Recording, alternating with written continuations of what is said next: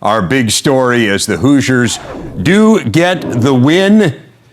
It was the longest skid for Indiana against Purdue since the 1930s, and the Lafayette native Rob Phinisee was the story, a career-high 20 points against his hometown school.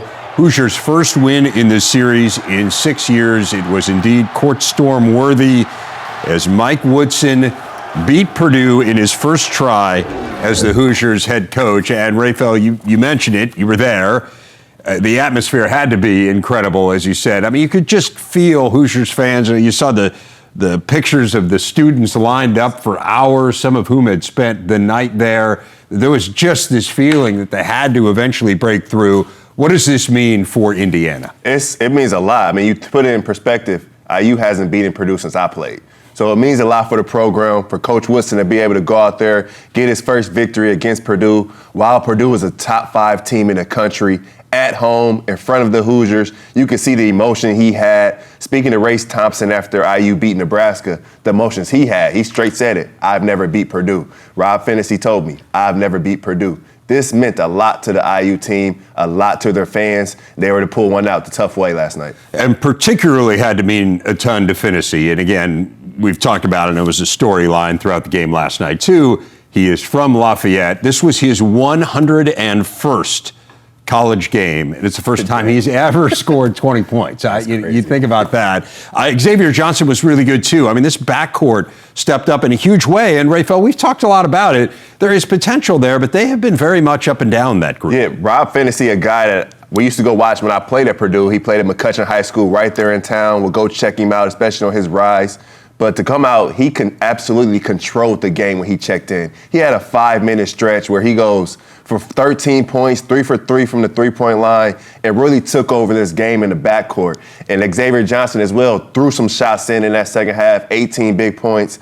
I mean, to combine for almost 40 points, 0 turnovers. This is a backcourt that people have been complaining about all season, turning the ball over. This is an Indiana team had 23 turnovers against Iowa. To only have 3 turnovers and your backcourt have 0 and get that type of production is huge, and they have to keep that going. 64 possessions, 3 turnovers. You do the math, that's about 5%, and this is a team that was about 20% coming in on the year. So to your point, did an incredible job of taking care of the ball. And I think what's most remarkable is if you would have told us yesterday, hey, Indiana's going to win the game, I think one of the things we would have assumed was, well, Trayce Jackson-Davis is going to go off, right? He's going to have a huge game. He's going to say, enough is enough. I'm beating these guys. I want to beat these guys. He had 4 points. He hit 1 field goal. He played 11 minutes because of the foul trouble. So what does it say to you that IU was able to do this with its biggest star essentially being a non-factor? It was huge. And again, you look back at that Iowa game, Coach Woodson subs in his bench, and Iowa goes on a 10-0 run, and everyone's complaining, why is Coach Woodson subbing so much? Why is he playing his bench? And the bench really got the job done against Purdue. The bench for IU outscored Purdue's bench 35-4. I mean, Trey Galloway had his fingerprints all over this game. Michael Durr played great defense against Travion Williams. And then Rob Phinisee had his way. He was confident. Purdue decided to go under on a lot of his ball screens, and he made shots. And he understood that when I'm open, I got to shoot the ball. TJD is not in the game, and the guards played fluid. It didn't look as if they were trying to force anything to a guy, as if sometimes it looked they're force-feeding TJD. They just got to play, and I really enjoyed the way Trey Galloway was able to frustrate Jaden Ivey in that first half, and that's the same thing he did to Bryce McGowan at Nebraska. Just a tough kid, but the bench was beautiful for Indiana, something that Purdue's been hanging their hat on, their depth, their bench. Indiana's bench definitely outplayed them last night. Now, another way to look at this is, we mentioned Trayce Jackson-Davis had 4 points. Parker Stewart had 2. Miller Kopp had 0. So you have 3 starters who combined for 6 points, again, including your biggest star, and you figure out a way to beat a top 5 team. You can see the reaction from throughout Hoosier land, so much excitement. Bigger picture here, how good do you think IU is here? I mean, they clearly have a huge home court advantage. They haven't lost there this year. Is this a team that we should be factoring into the Big Ten race? I think so. When you look at this IU team at home, I mean, they feed off of that crowd. They feed off of the energy. It's going to be tough for anyone to go in that arena and win. I was sitting there questioning how I played in that arena, how loud it was, hard to think. So it'd be tough for them to lose at Assembly Hall, but it'd be all about going on the road. You want to win the Big Ten. IU's winning their home games, but you got to win at least half of your road games. So at home, they're one of the better Big Ten teams in the conference. When they go on the road, they struggle. Hopefully their point guard play can continue. If they have this type of production from their backcourt, they play this type of stifling defense, up in you, guarding you tight, they could be at the top of the Big Ten. They've beaten Ohio State, beaten Purdue now. They can make some noise. And they are in the midst of a stretch of 4 of 5 at home. So maybe you start accumulating some wins. It gives you some confidence. And then you go on the road and you figure out a way to win there. What do you make of Purdue? I mean, 12 turnovers, which isn't a huge number, but when you compare it to IU's 3, it's pretty significant. But the other thing that stood out, I mean, 7 of 17 at the free throw line. Yeah. You think about, you're on the road in the Big Ten, you're playing your rival. First thing you got to do, make your free throws. It's a lot of concentration. Coach always says it. Step up, take your time, make your free throws. 12 turnovers is still too many on the road. It was careless turnovers as well. IU was able to get 9 steals just from playing in the passing lane, digging in the post. Purdue seemed to get away from themselves, being a little too fancy with the basketball, not being crisp. I think it came down to passing and catching a lot of times, but that's what IU does to you. And then I was very impressed from IU. They beat Purdue 19-0 in fast break points. Yeah. Purdue's normally a great transition defensive team. They normally get back, set their defense. IU was able to run them out of the gym in the fast break category. But when you're on the road, got to make your free throws.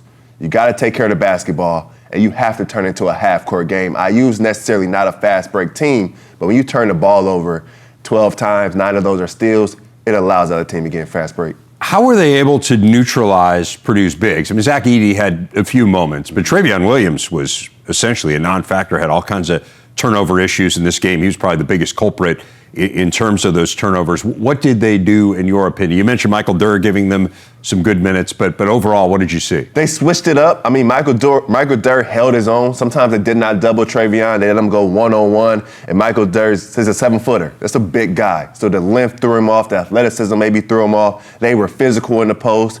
At times, they were picking and choosing who they were going to guard on Purdue. You will see him leave Eric Hunter open sometimes, Brendan Newman open sometimes to go dig in the post and kind of trying to switch up the defenses that way. But I just think it was a physical brand of basketball. I think Travion Williams missed a few that he normally makes. Yeah. But he just couldn't get in his rhythm the entire night. And I give a big credit to Michael Durr. He stepped up big time in the absence of TJD. It was that next man up mentality. He's never played in this rivalry game, but for him to come in with emotion, with aggression, not back down from either center, I mean, he can bring that type of production at the 4 or 5 position. You may be able to slide TJD to the 4 sometimes and give you an entirely different look.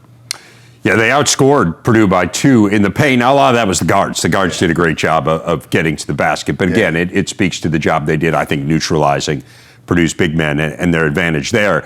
We should not allow the performance of Jaden Ivey in the second half to get overshadowed here. I mean, he really was incredible. It felt like he might for a while there put Purdue on his back. I mean, they were winning by 2 here in the final 30 seconds for all the struggles they had. He had 2 points in the first half. They were fabulous. Unbelievable dunk for his lone 2 points. But, man, in the second half, he showed off the whole arsenal and then nearly banked one in to give Purdue a tie there. He really got it going in that second half. You can see the frustration in that first half. IU was doing a good job being physical. They were holding his jersey a little bit. Trey Galloway is a good defender. He calmed himself down at halftime, regrouped, and came out in that second half and was absolutely amazing. He scored from every level. He came out in the second half, made some threes, got to the basket, got his mid-range game going, but also just was able to affect the game on defense as well, playing in the passing lane, finding his teammates. Purdue just needed another guy in that second half to kind of go with him. But Jaden Ivey, I mean, he showed everybody in the country why he's a lottery pick, why he's a top 15 NBA player. Yeah. So this is 3 losses now for Purdue in conference play. I still look at this team and see a high ceiling. Again, I don't think there's huge shame in going to Rutgers and losing, going to Indiana and losing. These are really tough places to play. That being said, I mean, you're ranked 4th in the country. You got 3 conference losses. I mean, what do you think of Purdue and how big a factor they're going to be here in terms of actually winning the regular season? I think this was a wake-up call. I think Rutgers was semi-wake-up call, but I think losing to your rivals on the road, the way they lost, when it came down to free throws, turnovers, fast break, it's being simple. Get back to being simple, pass and catch. I still think this Purdue team is one of the better teams in the country with their size, their length, their ability to score the ball. But we've all spoke about their depth before the season, how they have 10 starters. The bench didn't play well last night, and they didn't play a lot. I mean, Travion Williams only played 16 minutes. They couldn't really get in the flow, but they've got to have production from the bench. They've got to have guys be able to come in, make shots, not only depend on Sasha Stefanovic to shoot threes. Brandon Newman's got to get going. Mason Gillis played well. He's got to keep it going. Caleb First played great to start the season. He hit that freshman wall a little bit. You're going to need him to get going. I still have high hopes for this Purdue team. Coach Painter's one of the best coaches in college basketball. When Purdue keeps it simple, they play well, and they had stretches doing everything right. But then they have 2 minutes where they don't do what they work on. And when you stop doing what you work on, you start doing crazy stuff, that's the result you get. It's a moment in time, and I don't want to kind of overstate it, but they're in 7th place in the Big Ten right now. I would be astonished. I'd be flabbergasted if they end up 7th place in the Big Ten. Like, I still think this is a really good team. I still think they're going to have something to say about who wins the Big Ten, and I think it still very well might be them. But you make some really good points about to win on the road against good teams. Yeah. It's hard. You got to play a full 40 minutes, and they just didn't, and they tried to turn it on at the end, and again, almost did it. Yeah. But, yeah, well, we'll see. They're not going to be the 7th place team. No, I don't think so. I don't think so. Lots more from Ray Fell coming up. The Sporting News revealing its mid-season All-American team this week. Fully 40% of the first team plays in the Big Ten. Johnny Davis and Kofi Coburn. As we look a little beyond the first team, you got Keegan Murray, the nation's second leading scorer, making the second team.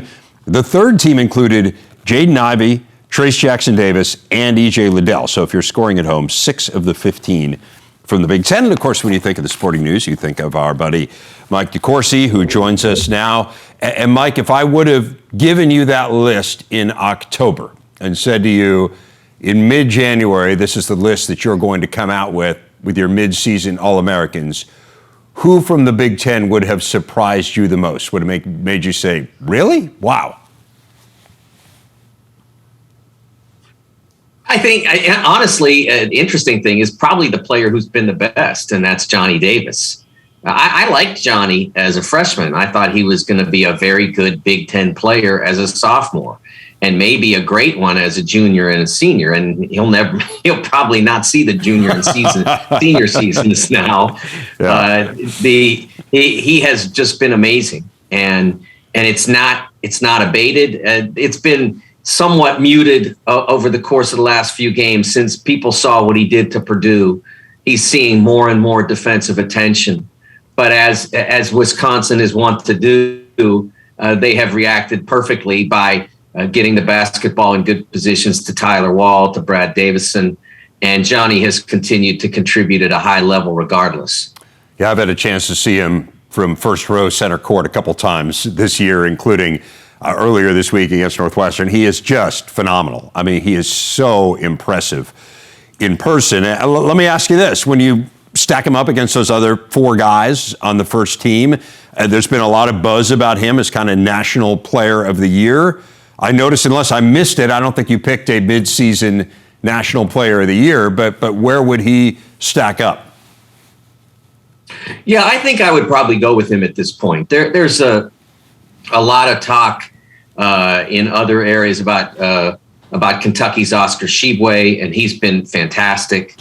But I think that I think that he's got a lot more help than Wisconsin. Although I have great respect for the supporting players at Wisconsin. When you've got a point guard like Xavier Wheeler and a dynamic off guard like Ty Washington, there's just so much individual talent on Kentucky's team. So I think Oscar has a lot of help there. And Johnny is the true focal point of that team. Oscar stands out because he gets so many rebounds and is such a presence. But everything that Wisconsin does runs through Johnny, and I don't think you can say that of Kentucky. Yeah, those rebounding numbers Tshiebwe puts up are absurd. they really are. He's a dominant force and a really good player, and certainly, obviously, very worthy of being in that conversation. Interested in what you thought last night of Indiana I used the term earlier here with Rafael, exercising the demons, and it did feel like just to see the weight, kind of the collective weight lifted off the fan base in Bloomington with the court storm and certainly the joy of the players. What did you make of Indiana's win? Well, first of all, I knew that would be as oppressive an atmosphere for a visiting team as Indiana can produce. And Indiana is in the top 5 or so of being able to produce that sort of atmosphere, that the inability to really operate like you normally would because there's so much coming at you from above. IU's home court advantage at its best is phenomenal, and I knew that it would be at its absolute peak, and it was, and it had an impact on the game without a doubt, especially that late first half run when Indiana got it going, when Robert Finney was just phenomenal in that stretch. I did not, although as it was developing, I didn't really think ahead of time that Robert would look at that as, hey, look, this is my last shot at home against my hometown team. And we've lost 9 in a row. Got to do better. And he clearly wanted to make an impact on that game and turn the game completely around from Purdue's great start to Indiana's great finish. So those kind of elements, some were predictable, some were not. I thought Purdue played very similarly to how they played at Illinois, both good and bad, but they got better results at Illinois. Jaden Ivey, over those 2 games, really attacked hard and almost too hard. And I think that at Illinois, he got fouled often enough that it ultimately had a net positive effect on the Boilers. But in this game, he was not getting fouled as frequently. Indiana did a good job with discipline in that regard. And that the ferocity of his attacks was almost too much for himself. He'd get up there, he'd get so far above the rim, he had no options but to shoot, and the balls were coming off so high and hard off the rim that they were hard to rebound.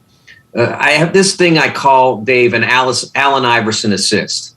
You drive into the defense, you get so deep, the defense has no chance to do anything but react to you. You draw all this help, and that leaves your big guy, whether it's Zach Edey or Travion Williams or whomever on the opposite side of the rim, completely unguarded to put your miss back in.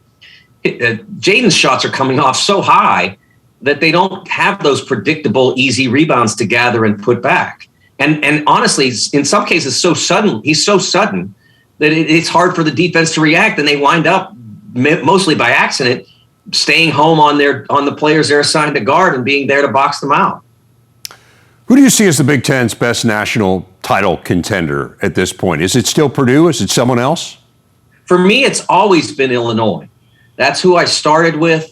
And of course, we've had the disruption to their development with Andre Curbello's injury. But it also added the element of, well, we saw Trent Frazier really step forward. And he won't have the same role going forward that he's had for the last 5 weeks. But we know that he's going to be we already know he was going to be a reliable player. Now we know he can be a reliable point guard replacement and really do good things for them. I think that him sliding up to the point really showed everybody what Alfonso Plummer could do. So they added some elements to their team that maybe they wouldn't have seen if they'd had Andre for all that time. But Andre Curbello is a very uncommon player, somebody who can get into the defense as well as he can, create for himself and others. They're going to have to relearn how to play with him. And I don't know how long that takes. It may not take a long time. It may take a few games. They may lose 1 or 2 because of having to make that adjustment. They may not. But I didn't think Monday that was the case. I thought they played very effectively with him. I thought he was terrific. And I thought that their loss was attributable to A, Purdue's really good, and B, Kofi Coburn getting himself into foul trouble. He's got to be more disciplined in circumstances like that. His presence on the floor is essential, indispensable. And if he's off the floor, they're significantly diminished. Yeah, no doubt. He has struggled in a couple games where he's gone up against people who are of like size. The The good news for Kofi is there aren't many people who are of like size. So I'm not sure that's a huge issue that you have to lay awake, if you're Brad Underwood, staring at the ceiling all night. There's a lot of debate going on right now about who is the best team in college basketball, whether it's Gonzaga, whether it's Auburn, whether it's someone else. Where do you fall in that debate? I think Gonzaga until someone proves otherwise. And of course, last year they did. And it's been the case once or twice before that someone has proved otherwise. But I don't know that Gonzaga, I think they're even farther behind in their development in many ways than say, an Illinois is. I think there are pages to Gonzaga's book that they haven't even gotten to, begin to think about getting to. And I think they have 2 months or so to get to them. And if Chet Holmgren, who's from the Big Ten footprint in Minneapolis area, if he gets himself to completely understanding how to impact a college basketball game, Gonzaga goes several steps beyond where they've been over the course of the first 2 months of the season. He really impacts games even now when he hasn't fully understood how to be a great player. Right now, he makes impact with his shot blocks, with some offensive moves that no one else can do. But trip after trip, the great players are impacting the game every time they're down the floor. Even if they're not scoring, they're impacting the opponent. And I don't see that from Chet yet. But I think if he's got a great coach, and he's got terrific teammates, and I think he just needs a little time to figure out how to be a terrific player. And if he is, then they've got him. They've got Drew Timme. They've got a solid, if not great, point guard. They've got terrific shooters around. I think that's the most complete team that we have. While we're on the topic of Gonzaga, their former assistant, Tommy Lloyd, that team has blown me away. Arizona. I mean, it's pretty amazing, right? You showed your All-American list, Kinjo, right? I mean, he played for Arizona last year, so you lose a guy who is an All-American caliber player. You lose a really good coach. You completely change the way that you're playing. I mean, is Tommy Lloyd like clear-cut national player, coach of the year at this point? I think if I had done something like that, he would have been the selection. He's done a great job.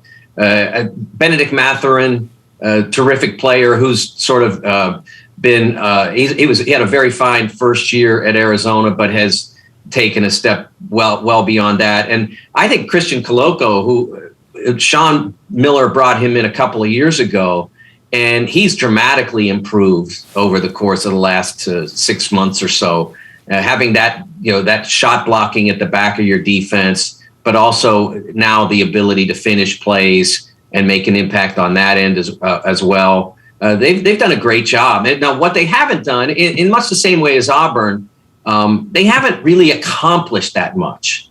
They haven't, mostly because they haven't had to. Now, they had a great road win at Illinois. Yeah, right. But their SC and UCLA games were postponed because of COVID pauses in the SoCal area. They didn't play a super tough non-conference schedule for whatever reason. And so they don't have a lot on their resume, but they also don't have very many losses, and they have a terrific team that's going to win a lot of games. Yeah, that's fair. I mean, the win at Illinois obviously was really impressive, and that was the other game where Kofi Cockburn struggled, and you see the size of Arizona, the tempo they play at. It is a fun team to watch. Mike DeCourcy, speaking of fun, always great to talk to you, my friend, and I know you're going to be in this weekend, so we'll see you on our airwaves on Sunday. Iowa's Caitlin Clark making history last night. She became the first player of either gender in Division I basketball history to record back-to-back triple-doubles while scoring 30 or more points in both games. Also became the first player in Big Ten women's hoops history to have back-to-back triple-double. She scored 35. She had 13 rebounds. She dished out 11 assists as the Hawkeyes crushed Minnesota 105-49. On Sunday, she had 31 points, 10 rebounds, 10 assists against Nebraska. Look at this list. We'll throw in the NBA. This century, here are the players to have back-to-back triple-doubles with 30 or more points. Kobe, LeBron, Russell Westbrook, the Beard, Luka, Giannis, and Caitlin Clark. I mean, how amazing is that? That's incredible. That is incredible. Caitlin Clark also has better hair than all those guys you just broke down right there. But yes, it is absolutely incredible what she's been able to do in the course of this year. Megan McEwen with us. Yeah, can we just, I don't know that I have a question for you, but can you just talk about the greatness of Caitlin Clark. I mean, if you haven't watched her, you are missing out. She's just amazing to watch the way she controls a game. Unless you've been living under a rock, you've heard of Caitlin Clark by now. The Iowa sophomore guard has been unbelievable this season. And it's the way in which she's getting it done. It's not just the points category, which is impressive in and of itself. She's leading the Big Ten in scoring, the nation in scoring, actually.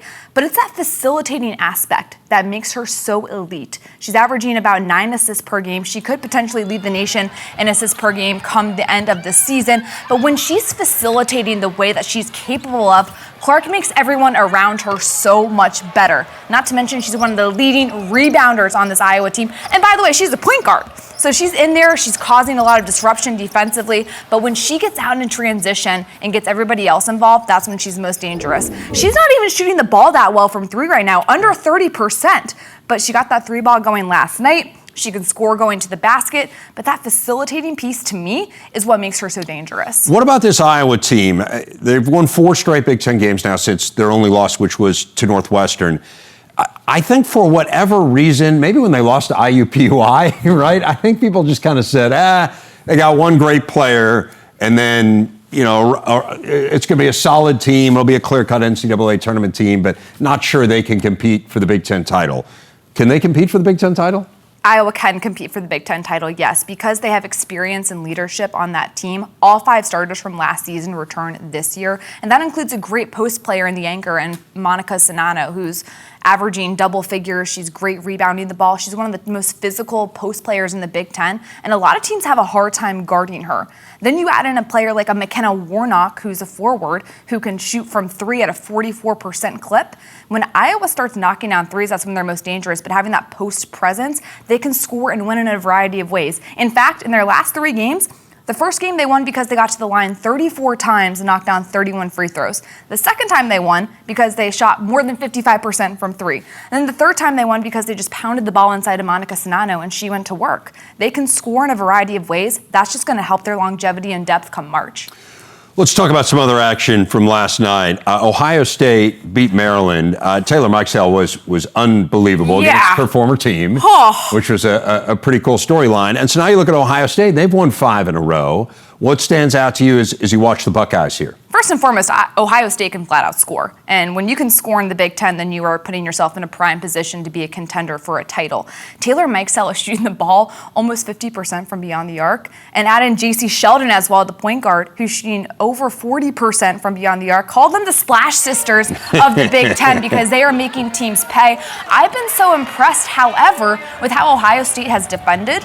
They started this pressing situation, which they do a 2-2-1 press. They did it last year as well, but this year it is really troubling teams. They're forcing 20 turnovers a game, and it's forcing teams to play faster than they want to play. Ohio State is elite at playing fast, and then you have shooters that can knock it down at a high clip from 3. This Ohio State team is so difficult to guard. You have to pick your poison, and when they are hitting, they're nearly impossible to stop. I don't want to make too much out of Maryland losing, particularly without Brenda Fries, who was at her father's funeral, and obviously our condolences go out to her and her family, but it is 2 straight losses, and they really got hammered by Michigan the previous time. So what do you kind of see here? I mean, Maryland was, I don't want to say the overwhelming favorite. I think Indiana was in there too, but they're one of the teams that you looked at the beginning of the year and said this team could win a national championship. Well, what are you seeing here from the Terps, particularly these last couple games? Isn't it funny that we're saying Maryland's lost back-to-back games and we're like, what's happening? It's like when Alabama loses a football game, right? You're just like, what is Sound going the alarms, on? Yes. Exactly. This Maryland team just hasn't simply hit their stride yet, in my opinion. They still have a really solid, strong starting 5 that all average double figures in scoring. And I think it just goes to show you the parity of the Big Ten this year. The top 6 teams are so good. Everyone's beating up on each other. And this is a Maryland team that just hasn't had a ton of time yet to mesh. Diamond Miller just made her way back into the starting 5. She had dealt with injuries in the first half of the season. So now Maryland's kind of getting back on the court, getting used to playing with each other. And then you add in the Coach Fries was out, which makes a big impact when the head coach isn't there, even though Karen Blair stepped up and did a great job. And she's the associate head coach there, really well regarded in Maryland. I'm not at all going to be surprised if the Terps end up making a run here in February. Do not count them out yet. They still have a very good chance of winning this title. Just a little troubling that, look, Ohio State, as you said, I mean, their pace with which they play is incredible. They can score on anyone, but Maryland really looked a little lost defensively, and then you couple that with the Michigan game where they kind of looked lost offensively, and it concerns you a bit. I do want to ask you about one more team, but before we let you go here. Indiana, they're in a COVID pause right now. You got Mackenzie Holmes, who is out indefinitely with a knee injury. Ellie Patberg is hurt as well. This is a team, and you and I have talked about this. I mean, they brought back the whole starting five from an Elite Eight team. They do not have a great deal of depth. And so this is the one thing that kind of made you nervous as well. They can't afford injuries. And again, COVID, I mean, who knows how that is going to impact players longer term. What do you make of what's going on with the Hoosiers here, despite the fact that this still is an elite team record-wise? IU got bit by the injury bug here midseason, not the time you want to get bit by it, then with this COVID pause, as you mentioned. But what impresses me about Indiana is head coach Terry Morin is excellent at scouting and keeping her team really disciplined, especially on the defensive side of the ball. Indiana's never going to stray from who they are as an identity. They are disciplined, they are well thought out, they like to slow down pace to their style, and they pound the ball inside. Now, they've had a couple players like a Keandra Brown who stepped up in the absence of Mackenzie Holmes and done a nice job. But that core of Grace Berger and Alexa Golbe have been huge and instrumental for this Indiana team. I was impressed with how they played against Purdue, their rival, on Sunday, because they were down 5 with 4 minutes to go in that game and still were able to make a comeback and end up beating their rival on the road. And it's hard to win in the Big Ten, as you know. This Indiana team is going to be fine. I'm curious to see how this COVID pause affects things moving forward. No idea how Patberg's doing, but I don't think that they're to be counted out by any means. Yeah, it was interesting talking to Terry Morin. She was on the show earlier this week, and I was kind of asking her about, is there any kind of a silver lining there? And you know, maybe with Ellie Patberg, right? It sounds like the Mackenzie Holmes situation is a longer-term issue. Came out this week that she had knee surgery. Maybe they get her back at some point, but it's tough to see. I hate to see because players with Mackenzie Holmes, Indiana has a Final Four roster. No doubt. No doubt. Again, an Elite Eight team a year ago, so not a stretch at all to say, right? You can win one more game. Megan, great stuff. Really appreciate it as always. Thanks for